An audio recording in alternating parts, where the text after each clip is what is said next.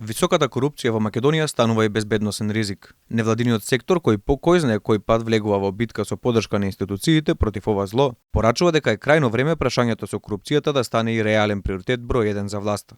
За сериозноста на предизвикот укажува и стратешкиот партнер на државава, Соединетите Американски држави. Борбата против корупцијата е едно од основните човекови права, а од оваа година и судството ќе биде вклучено. Во Македонија, на пример, има голем притисок врз судиите и сето ова може да биде индикатор за корупција и во најдобар случај може да го направи судскиот систем подложен на корупција.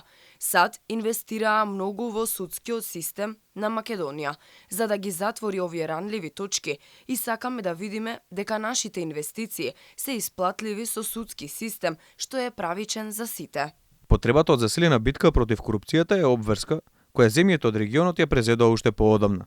На регионалниот форум во Скопје повторно се потенцираше потребата од засилена соработка, но и решавање на критичните проблеми кои кај нас во Македонија се во делот на спрегата помеѓу извршната и законодавната власт при именување на судии, обвинители, како и членови на регулаторните тела кои се грижат за трошењето на народните пари. Потфрлањето во борбата против корупцијата всушност е главната корозивна димензија која што ја уништува стабилност на регионот и го прави безбедносен ризик. Од тука заедничкото делување е многу важно.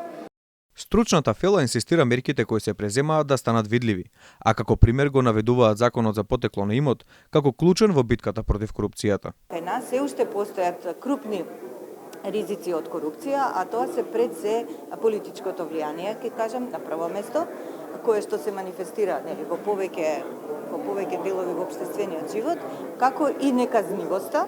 Законските измени се уште се во фаза на подготовка. Од она што е досега познато, законот предвидува дека секој кој нема да може да докаже потекло на имот повисок од 30.000 евра, да му биде одземен.